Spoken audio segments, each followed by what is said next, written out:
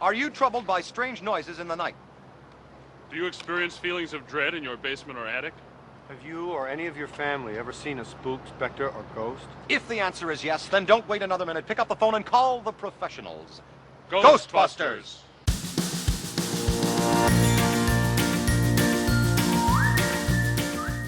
Hi there, and welcome to Baseball by Design.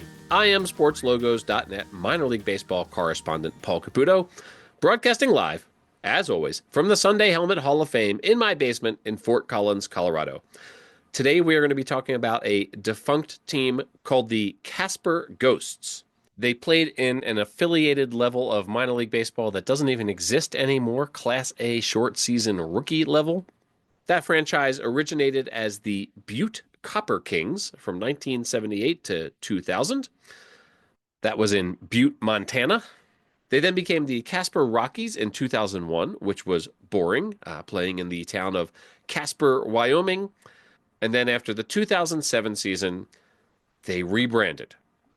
So imagine, if you will, that you are a logo designer and you have been tasked with creating a brand for a minor league baseball team. You are free to let your creativity flow, but you have a few constraints that you need to keep in mind. One, the team plays in a town called Casper, so that team is going to be called the Ghosts. Only it can't be the Casper the Friendly Ghost who we all know, because that's trademarked. Two, they play in a cowboy town, so the logo has to have a Western feel and be kind of badass. Three, the brand has to break new ground, it has to push the envelope, and it has to put this town of almost, at the time, 55,000 people, making it the second largest city in the state of Wyoming, on the map. And four, for good measure, the client really likes Aboriginal art from Australia. So you have to work that in there. Well, in 2006, Brandiose was Plan B. And in a few minutes, you're going to hear my conversation with Jason Klein, talking about the process that he and his Brandiose partner, Casey White, went through in creating this brand with all of those constraints and with all of those sort of interesting stories in play. When I wrote an article about this team in 2016, Jason shared with me a bunch of their original concepts for this brand. They included a baseball bat as Ghost. They included a sort of ghostly cowboy character. They included some bull skulls. You'll hear Jason say in the interview that they were listening to Ghost Riders in the Sky by Johnny Cash, which is just an image that I absolutely love. When they visited Casper, when they were working on this project, they went to a place called the Wonder Bar, and you'll hear Jason talk about that. But it has a lot of sort of crazy Western stuff on the walls there, and that really inspired the guys with the brand that they ended up with. It is a very menacing-looking skull face ghost with some dots trailing behind it, and then there's a very sort of Western-feeling typographic treatment. Really a very unfriendly ghost, if we're being honest. And while that team struggled with attendance, that brand has remained popular to this day. Of course, though, in the ephemeral world of minor league baseball, nothing is constant, and 4 seasons after their debut, the Ghosts vanished, as it were. After the 2011 season, the team left Casper for Colorado's Western Slope, where they became the Grand Junction Rockies, which, as I have already said, is boring. They should have been the Grand Junction Ghosts. That would have been so much more fun. They already had the Ghosts brand in place. They had the alliteration with Grand Junction. No reason not to be the Grand Junction Ghosts, but no, they were the Grand Junction Rockies starting in 2012.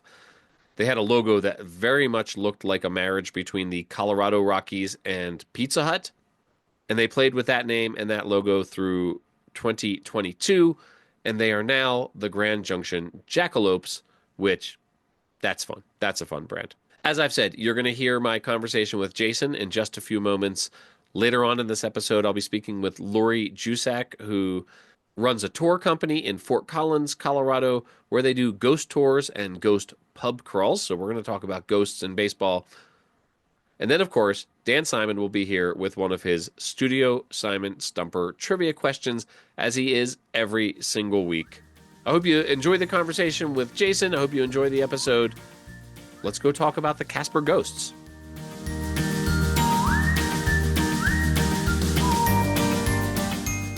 All right, everyone. I am so pleased right now to be joined by my good friend, Jason Klein of the prolific design firm Brandiose.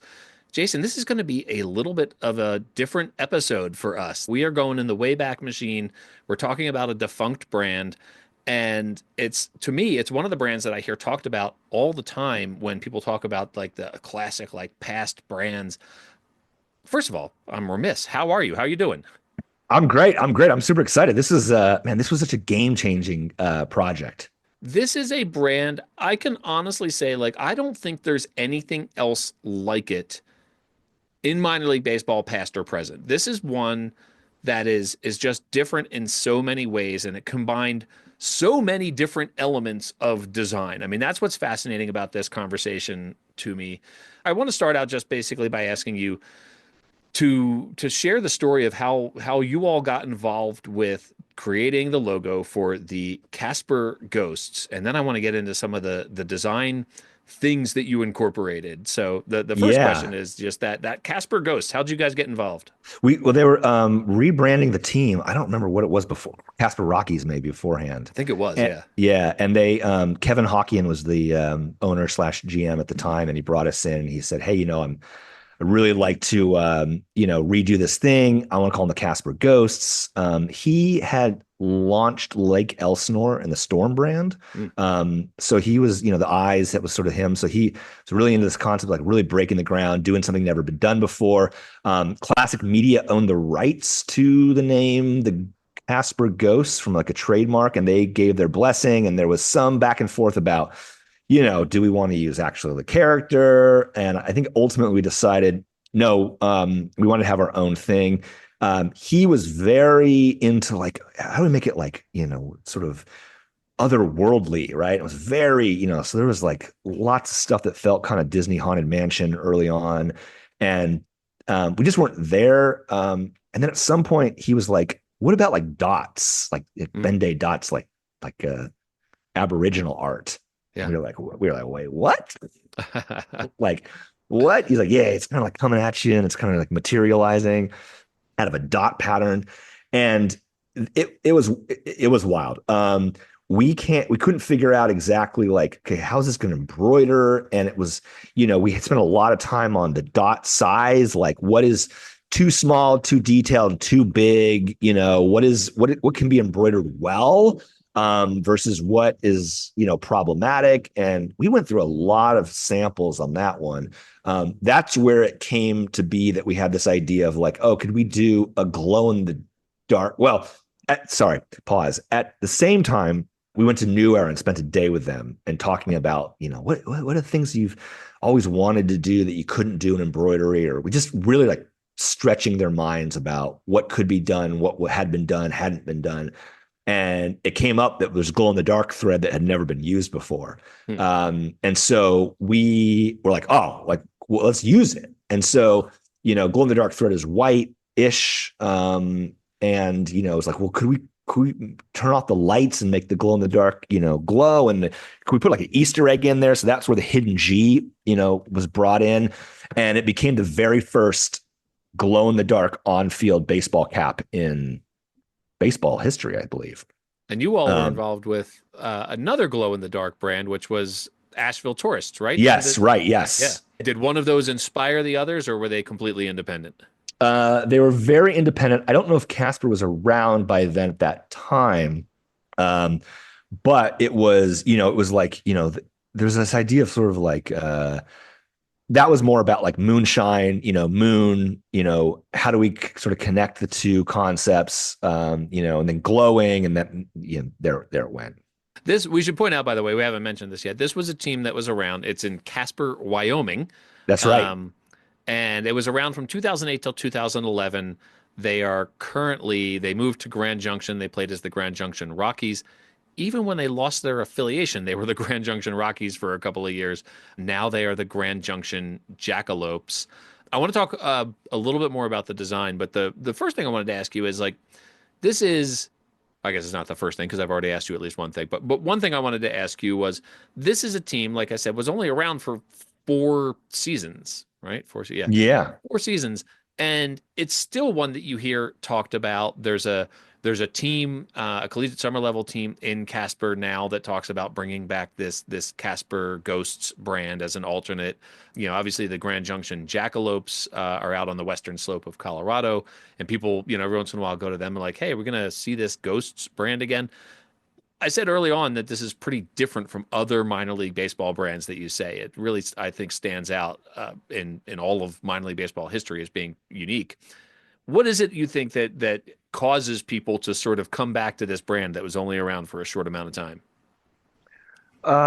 There's a couple of things. One is I think obviously like most minor league teams, it's the name, right? You hear Casper Ghosts, Yeah. and you go, oh, that's hilarious. That's funny. That like the punchline. It's like right. It's like a built-in punchline. Right. And then when you see it, it is unlike anything that you have ever seen before. Like wow, that is not. It's just it doesn't have the sort of modern minor league aesthetic. Yeah. And then finally, when you see that there's an Easter, hear that there's an Easter egg, that there's a glow in the dark section to it, that absolutely is like, oh wow. So it's multidimensional. Absolutely.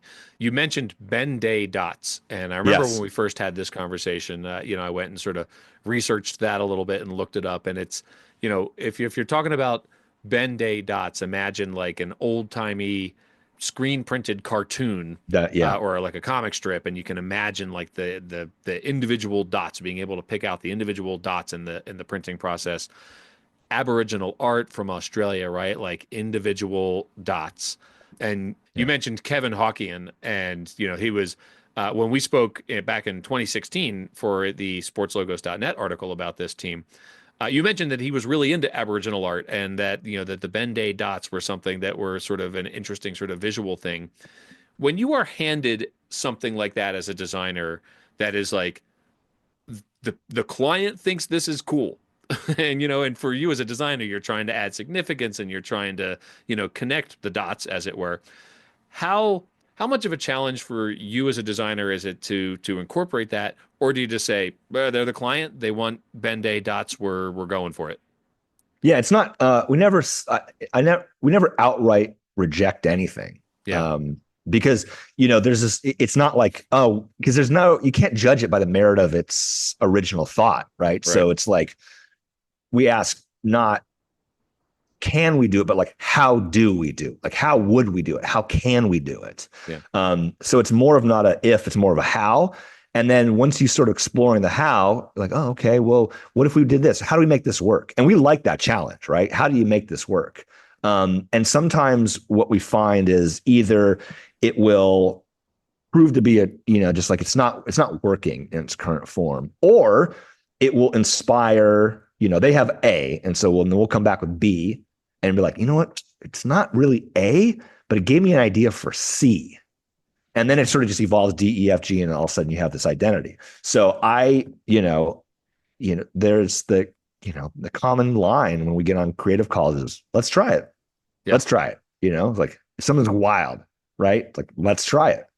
And it's never like, let's try to see how it's not going to work, but like in earnest, like, it's like, how do we make this work? Let's make this work. That's a good idea. There's no bad ideas. It's a good idea. Let's figure out how to make it work. And then once we explore it, let's have a conversation about not did it work, but how well or, lack thereof did it work. So it's like, oh, it didn't work as well as we thought. Okay, can we, how do we make it work? Again, how do we make it work? How do we make it work? How do we make it work? Yeah. When we spoke back in 2016, you shared with me some of the sketches that you all had done. And, some of them were really quite serious. Like they involved, skulls from bulls. Yeah. The Ghost Rider concepts. Yeah. The Ghost Rider exactly. And there's a couple here on your sketches, you've labeled them, right? Like you saw a cow skull at a bar in Casper, and that was sort of Anchor Bar. Yeah. Famous Anchor Bar there. Yeah. And then you had one that was sort of that ghost herd. But ultimately, you settled on this ghost character. Some of the ghost sketches, the earlier ghost sketches, were a little scarier, right? Like they were like a lot more fiercer looking than what sort of ended up in the final product.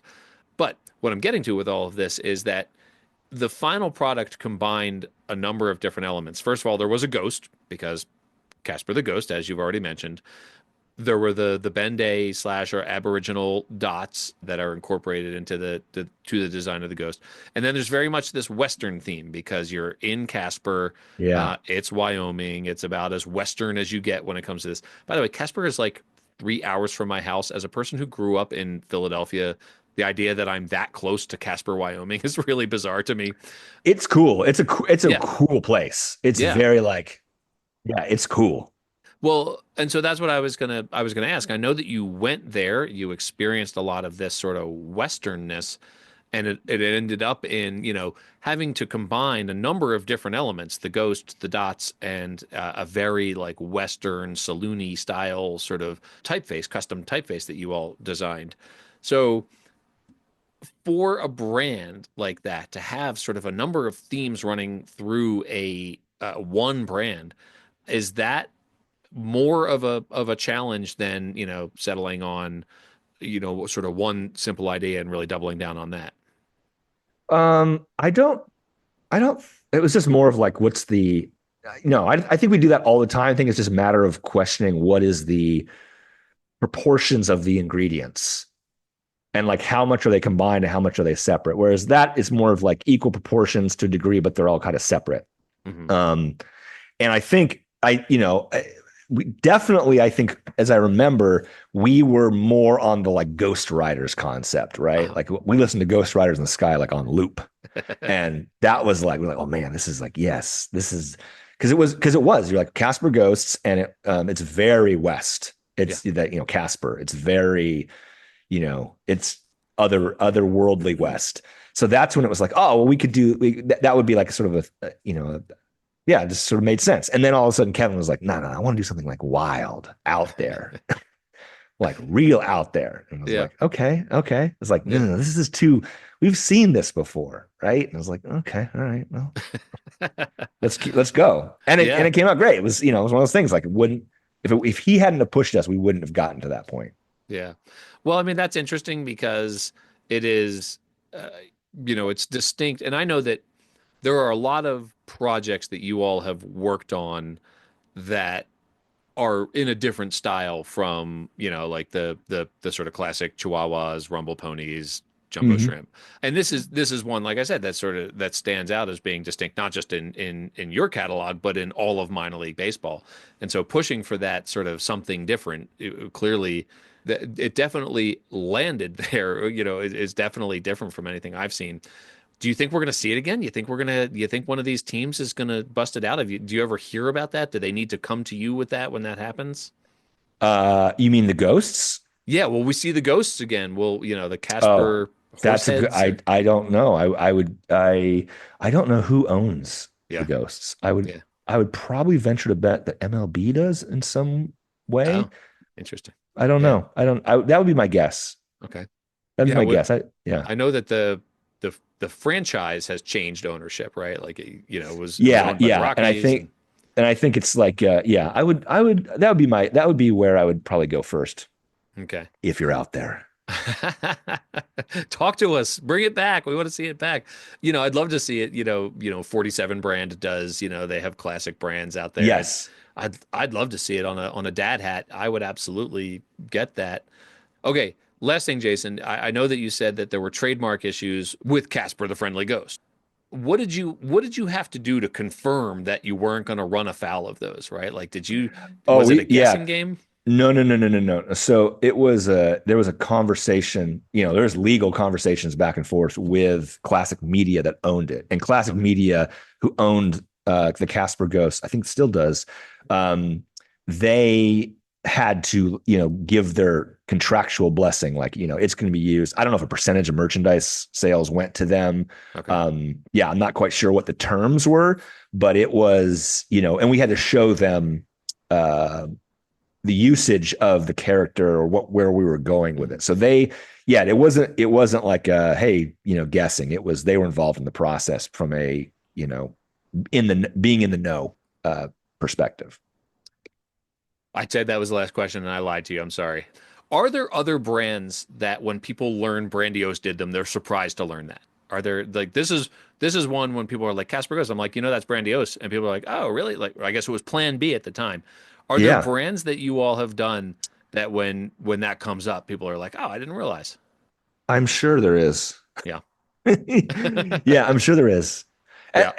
As I know that there are brands that we didn't do that people are like, man, great job on the so and so.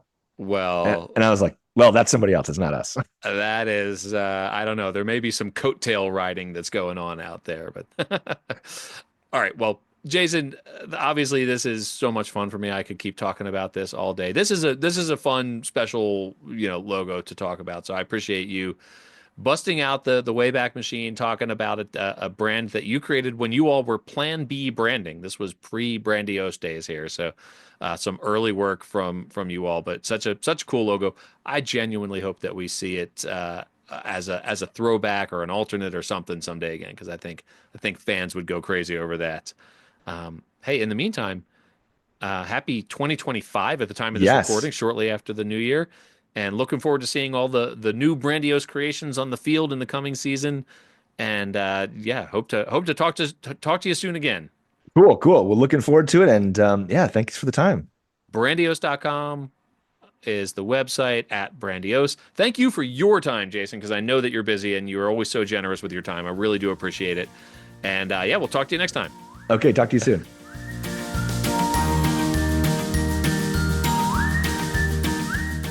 All right, everyone, welcome back. I am so pleased to have on the Baseball by Design podcast Lori Jusak, who is the owner, self-described chief cook, and bottle washer for Fort Collins Tours, which does, among other tours, the Fort Collins Ghost Tour and also the Haunted Pub Tour. Lori, hello, how are you doing? Good. How are you, Paul? Thank you so much for having me. Well, I'm very pleased to be chatting with you. You're right here in my hometown of Fort Collins, Colorado. And I have actually taken the Fort Collins Ghost Tour. It is a ton of fun. It was years ago that I did it. It was probably at least a decade ago. Ton of fun. Before we get into ghosts and baseball here, could you explain, what it is that you do with the Fort Collins Ghost Tour and also the Haunted Pub Tour? Yes, we have such a good time. We have 11 guides and we take people underneath Old Town Fort Collins. And there is a lot of history. I'm a history buff. And so we have a lot of history built in and a lot of great ghost stories. And also sometimes some activity that we don't expect. So that's kind of the bonus as you go on the ghost tours. With the haunted pub tours, we just go from pub to pub, order drinks, and tell ghost stories. A lot of fun. One of the things that I remember really enjoying about the Ghost Tour in Fort Collins was there was no presupposition that you had to believe in ghosts for it to be a meaningful tour. No one was trying to sell you on the idea that there were ghosts, right? Like it was a history Right. tour and there were ghost stories that had been passed down, from generation to generation. And that made it, in my mind, really fun. Like it was kind of a history tour with ghost stories, and Yes. you could make of it what you wanted to as a participant. And I thought that that was a really enjoyable way to approach it. And I didn't know what to expect. I had never taken a ghost tour before. That approach obviously is intentional. When you send your guides out on a tour like that, do you anticipate pushback, or do you anticipate people wanting to have their own beliefs sort of affirmed? What is that relationship with your visitors? We go out with a very open mind because most of us who are guides are skeptics, were skeptics who got into this, and as things started to happen, became less skeptical.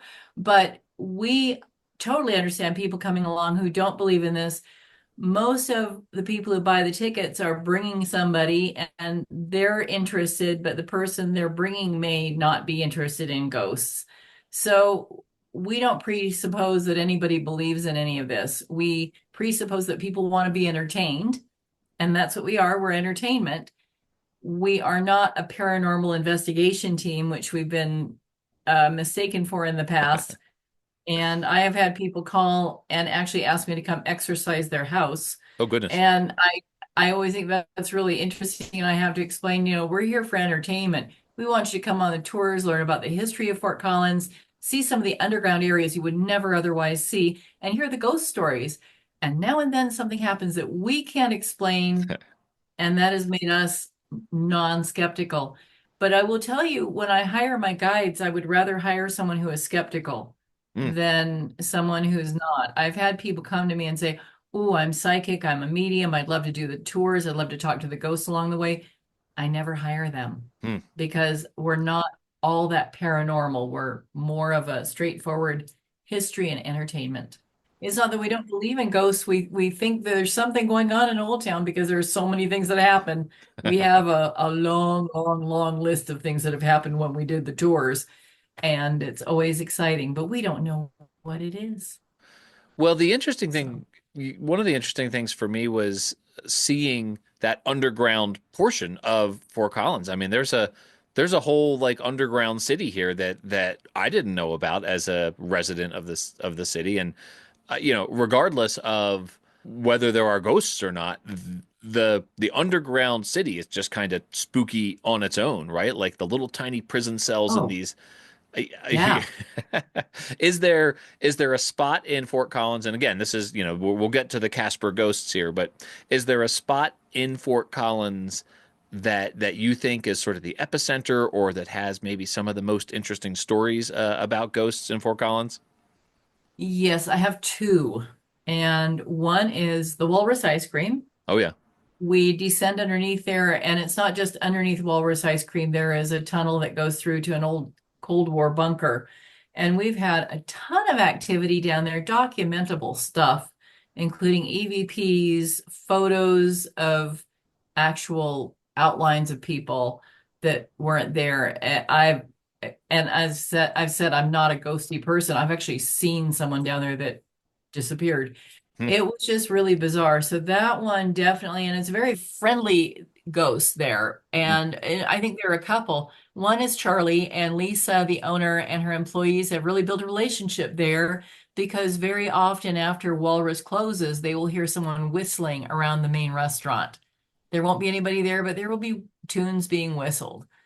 And the experience that we've had was underneath, and the employees have had that same experience. There is a gentleman who really likes the ladies and will Hmm. reach out and just kind of gently pull their hair, or some of the employees who are wearing shorts went down to the basement will feel a cold, clammy hand wrap around their ankle. Goodness. So, If I were mhm. a ghost, I'm pretty sure I would haunt an ice cream shop because ice cream is definitely one of my favorite things. And folks who listen to this podcast may be familiar with the Walrus ice cream because they have a food truck that they bring to games at the Fort Collins Foxes over on City Park. And they serve all of their great ice cream in little baseball helmets. And listeners of this podcast will know that I love collecting those little baseball helmets that they serve ice cream in. Lori, you mentioned a friendly ghost, and obviously, the origin of this Casper Ghosts nickname is the TV show, the cartoon, the kids' cartoon, Casper the Friendly Ghost. How do whether a ghost is friendly or unfriendly, especially if he's grabbing people's ankles? Well, this particular entity seems very playful. Hmm. And I really think that this particular entity just hangs out and waits for the tours because it's entertainment for him. So you kind of get the vibe from them. We have gone into places where things felt very hostile and things that were hostile happened.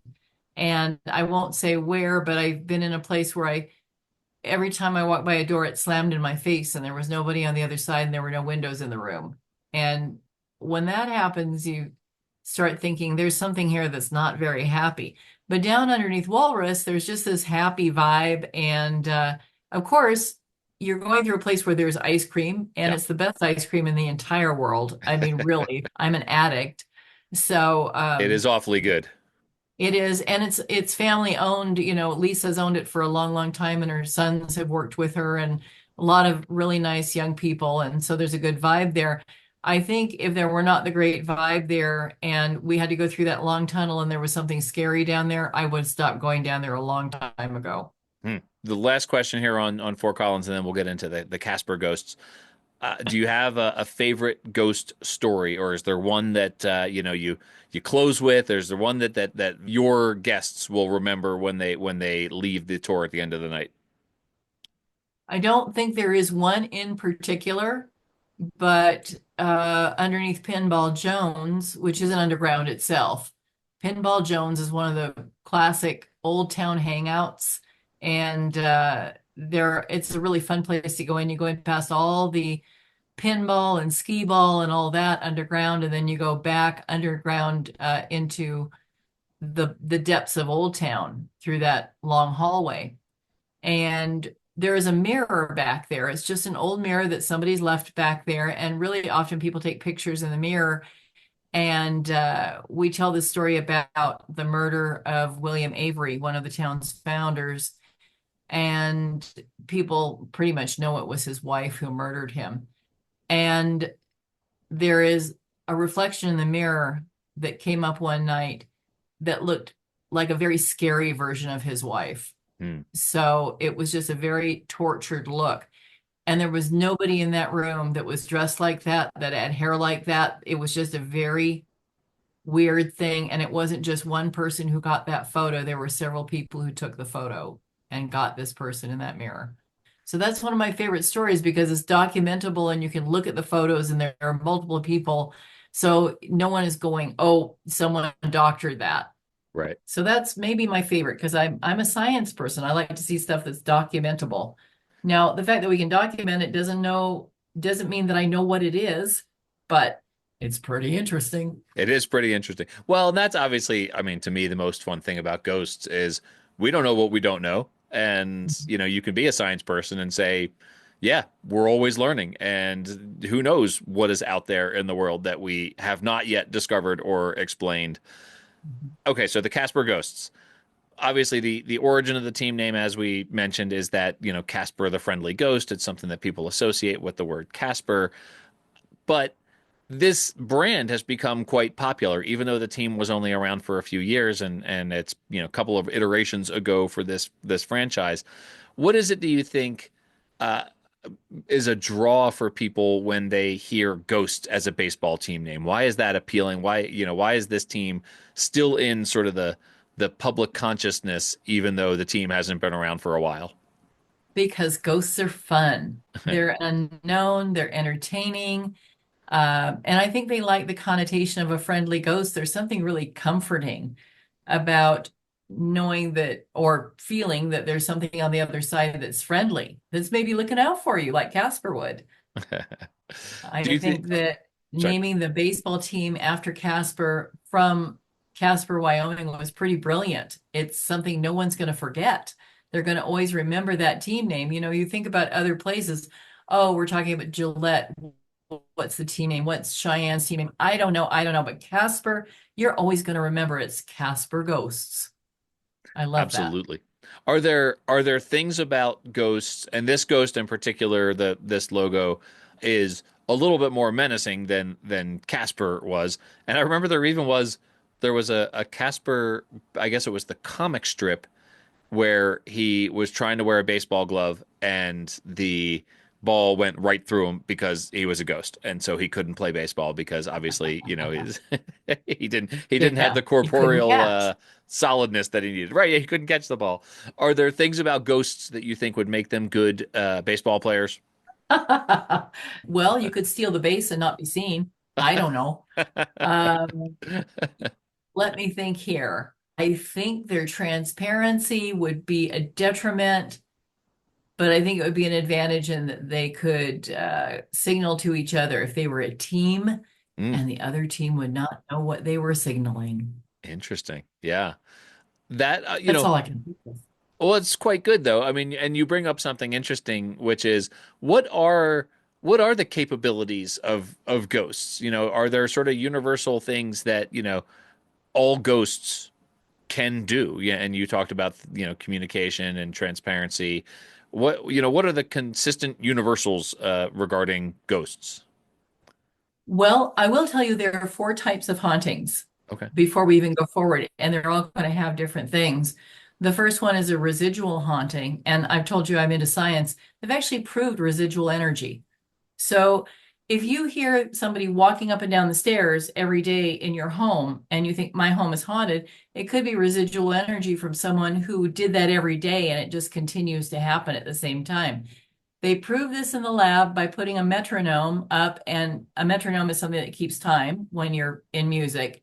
And they ran that metronome for a year in the same place, and they measured temperature, they measured wind speed around it, they measured ionic whatever. They just measured everything around it.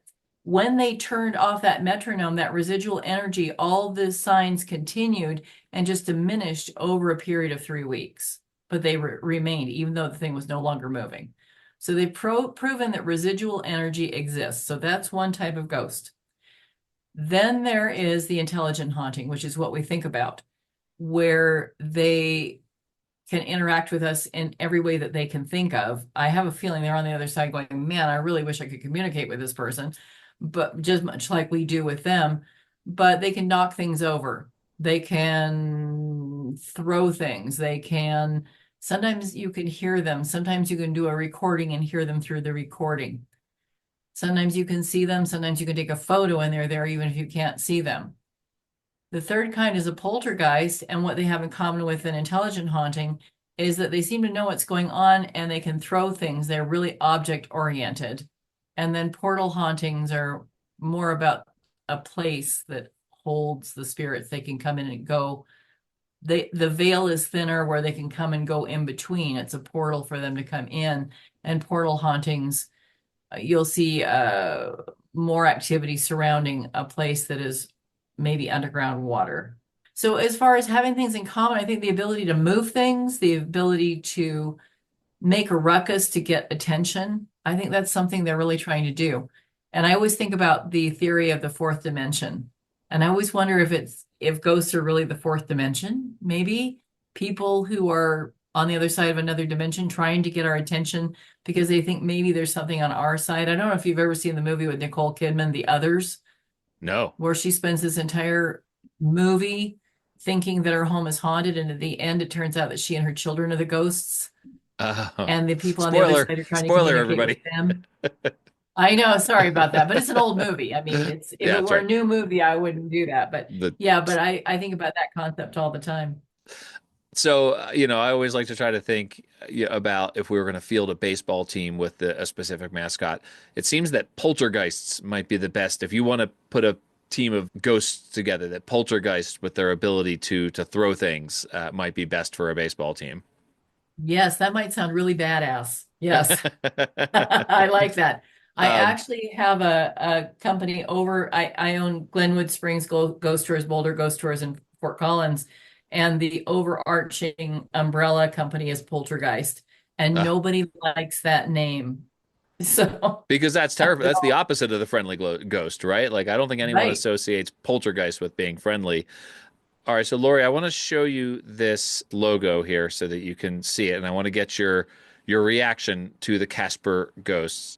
Oh, geez. That looks like a ghost that's about to eat somebody. Yes. What do you have a sense maybe which of the 4 kinds of ghosts he is? Oh, he's a poltergeist. Yeah. He's a little scary, or he's a very angry, intelligent haunting. I have ghost logos on my car because I have a thing on my car that says go on a ghost tour. But I went with something much friendlier than that. That's well, I think they're trying to be menacing out there on the ball field. Lori, this has been so much fun. Thank you so much. Where can people find Fort Collins Tours, and how can people come join you when they come visit me to see some baseball in Colorado? I would like to take people on ghost tours. Where can people find that information? We would love to have you. If you want to buy individual tickets, you go to www.fortcollinstours.com. Very simple.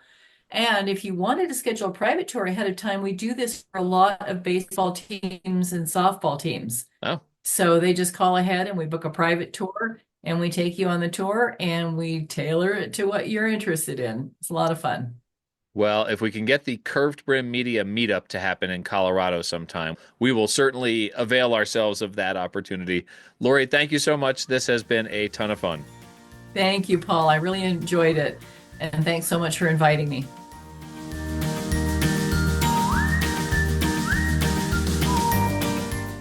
All right, everyone, welcome back.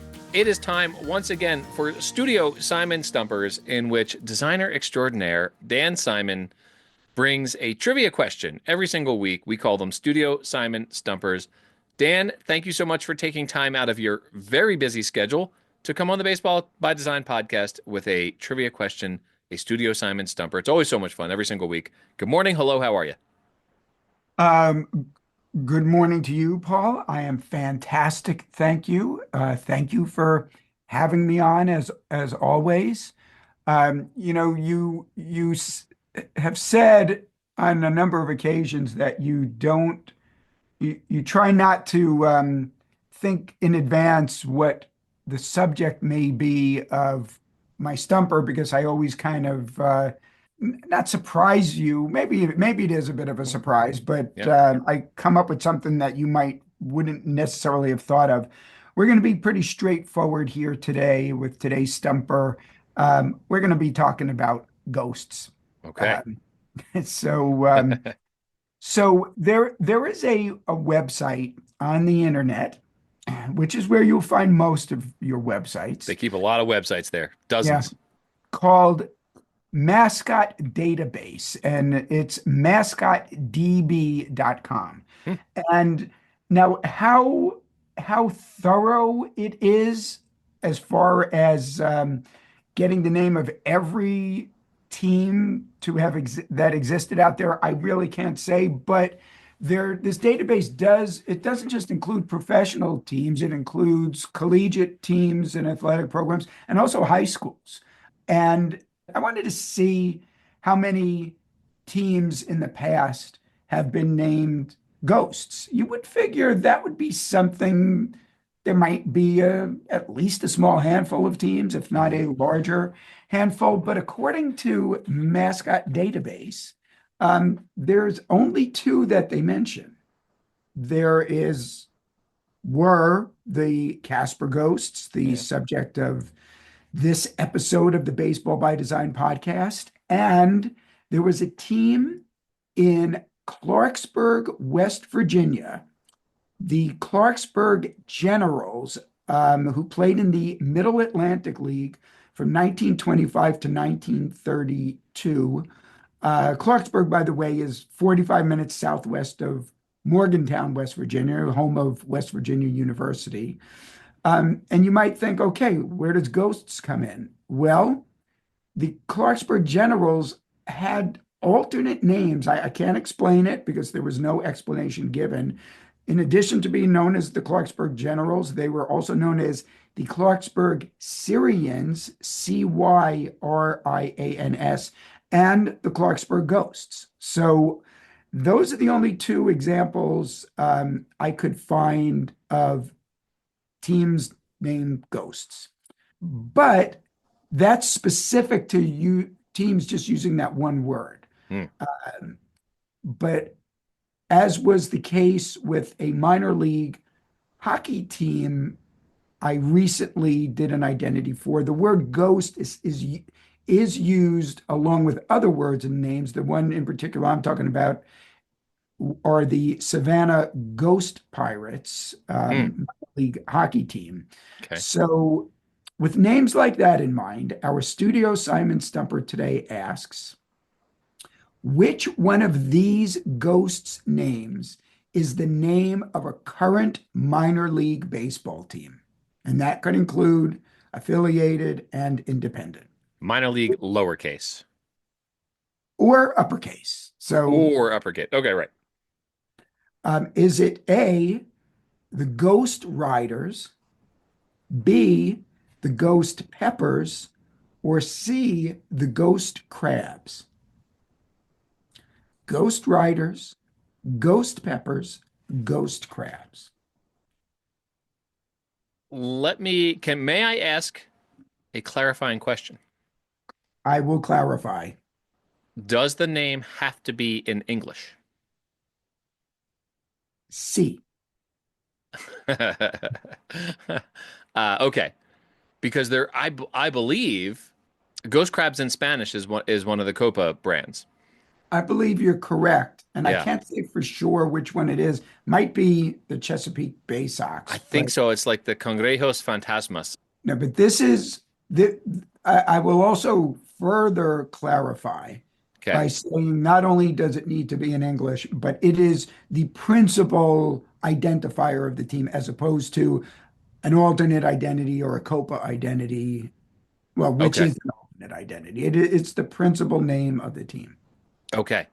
Because our friend Sky Dillon did the Chili Peppers, and they have like a ghost pepper character, I believe. But I think that Ghost Peppers one was going to be an alternate for them. Let me give you, I don't know if this is a hint, but further clarification, because you obviously don't know it right off the top of your head. Right. So this name was just announced this off season to frankly little fanfare, not because of any negative or otherwise uninterested feedback Mhm. regarding the name itself, but it didn't seem like they made a big deal about this announcement, the Okay. team in question. Okay. So I'm gonna say that it was not the Ghost Crabs, but that's only because of the Copa brand that is Cangrejos Fantasmas. I just like saying that. I will have to check with Ed Rivera to see if I'm saying it right. Ghost Riders. It's funny because when you started saying, "Oh, well, there are ghost brands out there." Ghost Riders is sort of the first one I thought of, but I thought of it as being sort of historical rather than current. So, with that kind of process of elimination, I am going to go with Ghost Peppers as my answer. Final answer? Final answer. Okay. Well, Paul, I don't know if the order in which we record these stumpers will necessarily be the order in which those episodes drop, but listeners, as far as the order in which they were recorded, your host is now on a two stumper roll, having answered correctly two in a row. So now, interestingly, you aren't certain about this. Are you familiar with the former Gastonia Grizzlies, then the Gastonia Honey Hunters, and last year they simply played, as was the case with the Oklahoma City Baseball Club, they simply played as the Gastonia Baseball Club Right. this past 2024 season and played the season testing seven potential team names. Ghost Peppers was one of the names they played, I guess, a homestand with. This was actually a very interesting promotion. As a matter of fact, it earned the Gastonia Baseball Club the Atlantic League's promotion of the year because not only did they do what other teams often do, which is put out a number of names, a list of finalists and let the fans vote on it. Nick Matarisi of the Barn Creative created seven full team identities with these names. In addition to Ghost Peppers, they were the Gastonia Gastronauts, as in astronaut, the Gastonia Bologna, which I'm assuming is like bologna, I think but it was meant to be like the Gastonia Bologna. It was meant to oh, rhyme. okay, there you go. The Gastonia Bologna, okay. The Gastonia Galactic Dinos, the Gastonia Zombies, Bees. I'm assuming it was a zombie bee. Um, the Gastonia Garden Gnomes, and the Gastonia Yarniacs, which I believe was a yak made of yarn. Yes. Okay, Yes. so, but ultimately, now I don't know if they then put it up to a fan vote once all of those identities had been worn and on display for, I guess, a homestand each. But Ghost Peppers won out, and that's now a ghostly name on the minor league baseball landscape. Yeah, this promotion was fun. It was fun to see all the different things. I mean, some of the as you sort of go through that list of names, some of the connections were a little bit specious, right? Like Gastonia Bologna, just because of the sort of rhyme. The Gastonia Galactic Dinos, because they have a museum of natural history there. Ghost peppers, the reasoning for it, by the way, was that it was there was no reason for it. And there was a reason, because what was the reason for the ghost peppers? ghost peppers, which up until this past year was the actual vegetable ghost peppers, chili peppers, were the hottest pepper known to man, but somebody developed a new one. Matter of fact, that was the subject of a Studio Simon Stumper in the past. And I forget which, probably was for the chili peppers. You mentioned the Sky Dillon brand identity.